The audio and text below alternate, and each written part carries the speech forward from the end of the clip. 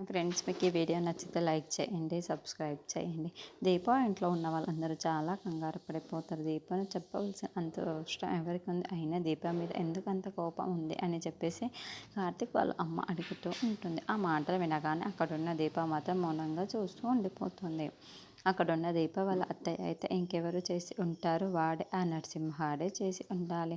ఆ జైల్లో ఉండి కూడా దీన్ని ప్రశాంతంగా ఉండనివ్వడం వాడే ఇదంతా చేసి ఉండాలి. ఎందుకంటే ముందు కూడా దీపను చంపాలనుకున్నాడు కదా, ఇదంతా వాడే చేసి ఉంటాడు అని చెప్పేసి అంటుంది. ఆ మాట వినగానే అక్కడున్న కార్తీక్ వాళ్ళ అమ్మ, అవునా వాడే చేసి ఉంటాడా, లేదంటే ఇంకెవరైనా చేసి ఉంటారా అని చెప్పేసి అడుగుతుంది. దీపని చూసి, వాడు నిన్ను ఎప్పుడైనా నరసింహ పక్కన చూసావా అని చెప్పేసి అడుగుతూ ఉంటుంది.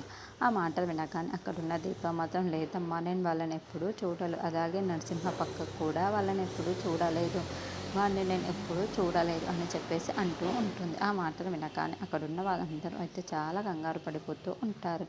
ఇంతలో అక్కడున్న కార్తీక్ అయితే ఆలోచిస్తూ ఉంటాడు, దీప మీద ఎవరికి ఎంత కోపం ఉందో, ఎవరికి ఎంత కక్ష ఉంది, దీపని బయటకి పిలిచి చంపవలసిన అవసరం ఎవరికి ఉంది అని చెప్పేసి అనుకుంటాడు.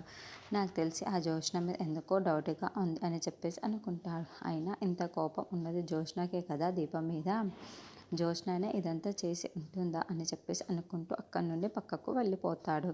ఇంతలో అక్కడున్న జ్యోత్స్న మాత్రం చాలా కంగారు పడిపోతూ ఉంటుంది. బావకి ఇప్పుడు మన విషయం కానీ తెలిసిపోతే ఇప్పుడు ఏం చేయాలి నేను అని చెప్పేసి చాలా కంగారు పడిపోతూ ఉంటుంది. వాళ్ళ గ్రాని అయితే తనకు తెలిసి ఉంటే ఇప్పుడే మనకు ఫోన్ కాల్ వస్తుంది అని చెప్పేసి అంటూ ఉంటాడు. ఇంతలో జరుగుతూ ఉంటుంది. జ్యోత్స్న చాలా కంగారు పడిపోతూ ఉంటుంది.